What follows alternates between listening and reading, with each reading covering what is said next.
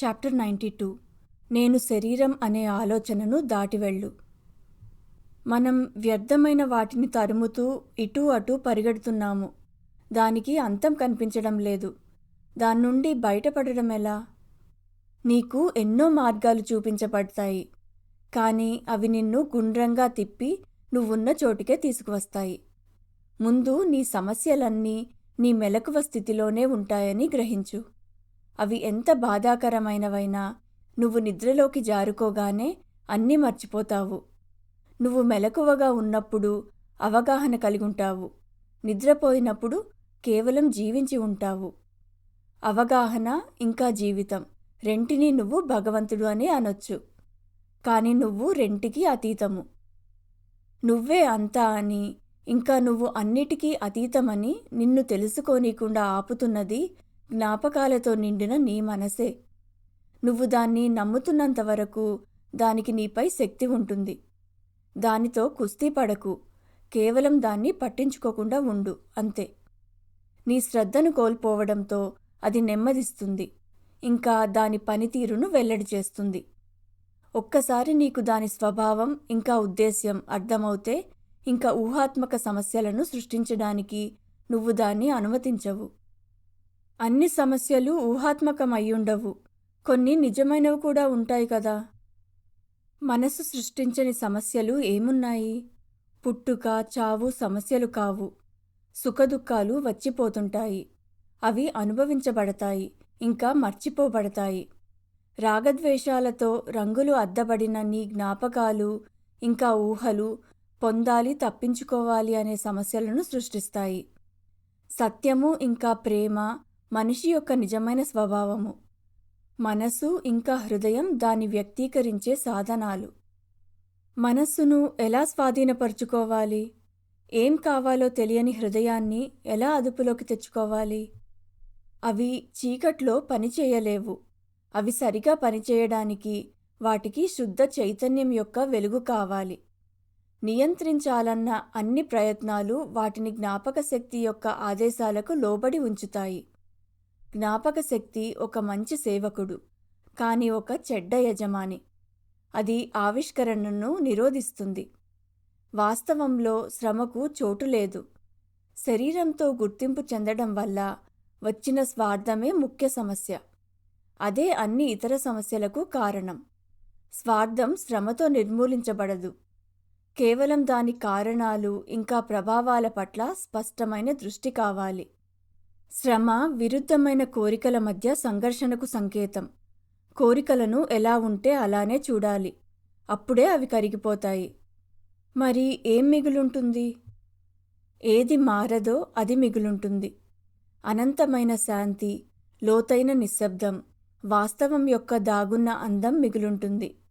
అది మాటల్లో వివరించలేనిది. నువ్వు అనుభూతి పొందడం కోసం ఎదురుచూస్తుంది. సాక్షాత్కారానికి ఒకరు అర్హులై ఉండనవసరం లేదా? మనది ఓ లోతైన పశు స్వభావం. దాన్ని స్వాధీనపరుచుకునే వరకు మనలో వాస్తవం ఎలా ఉదయించగలదు? పశువుని ఒంటరిగా వదిలేయ్. కేవలం నువ్వెవరో గుర్తుంచుకో. నువ్వు సాక్షిగా లేకుండా జంతువు కానీ దేవుడు కానీ ఉండడని నీకు గుర్తు చేయడానికి రోజులోని ప్రతి సంఘటనను ఉపయోగించు. ఉన్నదానికంతా నువ్వే సారము ఇంకా పదార్థము అని అర్థం చేసుకో. ఆ అవగాహనలో స్థిరంగా ఉండు. కేవలం అర్థం చేసుకోవడం సరిపోతుందా? నాకు మరిన్ని స్పష్టమైన రుజువులు అవసరం కావా? రుజువుల చెల్లుబాటును నీ అవగాహనే నిర్ణయిస్తుంది. కానీ నీ స్వంత ఉనికి కంటే స్పష్టమైన రుజువు ఇంకేం కావాలి? నువ్వెక్కడికెళ్ళినా నిన్ను నువ్వు కనుగొంటావు. కాలంలో ఎంత దూరం వెళ్ళినా నువ్వక్కడ ఉంటావు. స్పష్టంగా, నేను అంతటా నిండినవాడనూ కాను, శాశ్వతుడనూ కాను. నేను కేవలం ఇక్కడ ఇంకా ఇప్పుడున్నాను. మంచిది. ఇక్కడ అనేది అంతటా ఉంది. ఇప్పుడు అనేది ఎప్పుడూ ఉంది. నేను శరీరం అనే ఆలోచనను దాటివెళ్ళు. అప్పుడు స్థలం ఇంకా కాలం నీలోనే ఉన్నాయని కనుగొంటావు. అంతేగాని నువ్వు స్థలకాలాల్లో లేవు. అది నీకు అర్థమైతే సాక్షాత్కారానికి ముఖ్యమైన అడ్డు తొలగిపోయినట్టే. మనసు అర్థం చేసుకోలేని ఆ సాక్షాత్కారమేంటి? ఒక అడవి నిండా పులులను ఊహించుకో. అక్కడ నువ్వు ఒక ఇనుప బోనులో భద్రంగా ఉన్నావు కనుక ఏ భయం లేకుండా చూస్తున్నావు. తరువాత నువ్వు పులులను బోనులో చూశావు. ఇంకా నువ్వు నిర్భయంగా అడవిలో తిరుగుతున్నావు. చివరిగా బోను మాయమైపోయి నువ్వు పులులను స్వారీ చేస్తున్నావు. మొదట నువ్వు నీ మనసులో ఉన్నావు. తరువాత నిన్ను నువ్వు మనసు బయట కనుగొన్నావు. చివరిగా మనసు పోయి అంతా ఒక్కటే అని తెలుసుకుని పూర్తి నియంత్రణ కలిగుంటావు. నేను ఈ మధ్య ఒక సత్సంగం హాజరయ్యాను. అక్కడ పాల్గొన్న వారి ఉన్మాదం చూశాను. అసలు మనుషులు అలాంటి వాటికి ఎందుకెళ్తారు? అవన్నీ అనుభూతులు కోరే మనుషుల కోసం అశాంతిగా ఉన్న మనసు చేసే ఆవిష్కరణలు. కొంతమందికి వారిలో అణచిపెట్టబడి ఉన్న కోరికలు, జ్ఞాపకాలు విడుదలవుతాయి. ఇంకా ఆ మేరకు అవి ఉపశమనాన్ని అందిస్తాయి. చివరికి సాధకుడిని ఎక్కడ ఉంటే అక్కడే ఉంచుతాయి. కానీ తమ స్వంత అస్తిత్వం అనే వాస్తవంతో అన్నీ మసకబారుతాయి. నేను ఉన్నాను అనేది ఓ అంతిమ వాస్తవం. నేను ఎవరు అనేది ఓ అంతిమ ప్రశ్న. దానికి ప్రతి ఒక్కరూ సమాధానం కనుక్కోవాలి. ఒకే సమాధానమా? సారాంశంలో ఒక్కటి, వ్యక్తీకరణలో వేరు. ప్రతి సాధకుడు తనకు అనుకూలమైన పద్ధతిని స్వీకరిస్తాడు, ఆవిష్కరిస్తాడు. శ్రద్ధతో, శ్రమతో తనను తాను నియోగించుకుంటాడు. ఫలితాలను అనుభవిస్తాడు. వాటికి మాటలను జతచేసి ఒక వ్యవస్థను రూపుదిద్దుతాడు. సంప్రదాయాన్ని స్థాపిస్తాడు. ఆ పాఠశాలలో ఇతరులను చేర్చుకుంటాడు. ఈ పాఠశాలలేవీ విలువలేనివి కావు, తీసిపారేయదగినవి కావు. ప్రతి దానిలో ఒకరు కొంతవరకు ఎదగగలరు. కానీ ఒక పాయింట్ చేరుకున్న తరువాత పురోగతి యందు కోరికను పూర్తిగా వదిలేయాలి. అన్ని పద్ధతులు, బోధలు వదిలివేయబడతాయి. అన్ని శ్రమలు ఆగిపోతాయి. అజ్ఞానాన్ని, భయాన్ని శాశ్వతంగా ముగిస్తూ ఏకాంతంలో చివరి అడుగు వేయబడుతుంది. అయితే నిజమైన గురువు తన శిష్యుడిని నిర్దేశించబడిన ఆలోచనలు, భావాలు ఇంకా చర్యల్లో బంధించడు. దానికి విరుద్ధంగా అన్ని ఆలోచనల నుండి విముక్తి పొందడం, ఇంకా అమర్చబడిన విధానాల యొక్క అవసరం నుండి స్వేచ్ఛను, అప్రమత్తంగా ఇంకా నిజాయితీగా ఉండటాన్ని, జీవితం ఎక్కడికి తీసుకువెళితే అక్కడికి వెళ్ళడాన్ని అతనికి ఓపిగ్గా చూపిస్తాడు. ఆనందించడానికి లేదా బాధపడడానికి కాదు, జీవితాన్ని అర్థం చేసుకోవడానికి ఇంకా నేర్చుకోవడానికి. గురువుకు ఆత్మసమర్పణ చేసుకోవడం అంటే ఏంటి? ఆత్మసమర్పణ అంటే నీ గురించిన పట్టింపులన్నిటినీ వదిలివేయడం. దాన్ని చేయలేవు, అదే జరుగుతుంది నువ్వు నీ నిజమైన స్వరూపాన్ని గ్రహించినప్పుడు. ఋగ్వేదంలో ఆదియోగం గురించి చెప్పారు. అందులో ప్రజ్ఞను ప్రాణంతో కలపమన్నారు. అంటే ధర్మము ఇంకా కర్మము ఒక్కటవ్వడం, అంతేనా? అవును. ఇక్కడ ధర్మం అంటే నీ సత్యస్వరూపంతో సామరస్యత కలిగి ఉండటం. ఇంకా కర్మ అంటే కోరికలేని నిస్వార్థ చర్య. ఆదియోగంలో జీవితమే గురువు, మనస్సే శిష్యుడు. మనస్సు జీవితం పట్ల శ్రద్ధ వహిస్తుంది. జీవితం సహజంగా ఇంకా అప్రయత్నంగా ప్రవహిస్తుంది. మనస్సు దాని ప్రవాహానికి అడ్డు వచ్చే వాటిని తొలగిస్తుంది. జీవితం పునరావృత్తి కలిగున్నది కదా, దాన్ని అనుసరించడం స్తబ్దతకు దారితీయదా? స్వతహాగా జీవితం చాలా సృజనాత్మకమైనది.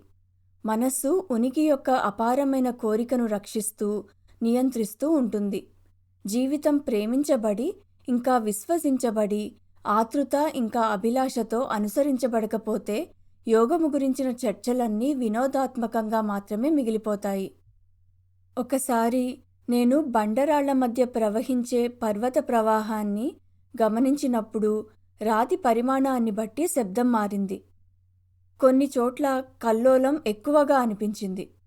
శరీరాన్ని బట్టి మారే కల్లోలంతో మనుషులు కూడా అలానే కదా? నీటి కల్లోలం ఇంకా నీరు వేరు కాదు. నీటి యొక్క ఉనికి దాని అలజడి వల్లనే తెలుస్తుంది.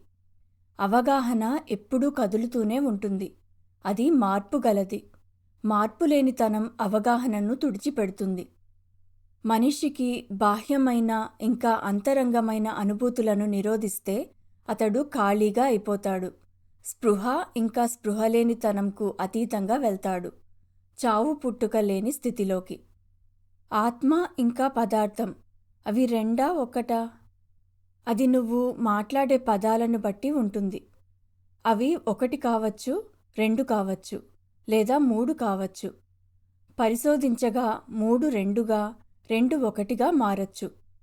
ముఖం, అద్దం ఇంకా చిత్రం యొక్క పోలికను తీసుకో. వీటిలో ఏ రెండు ఉన్నా మూడోది కూడా ఉంటుంది. అది పై రెంటిని కలుపుతుంది.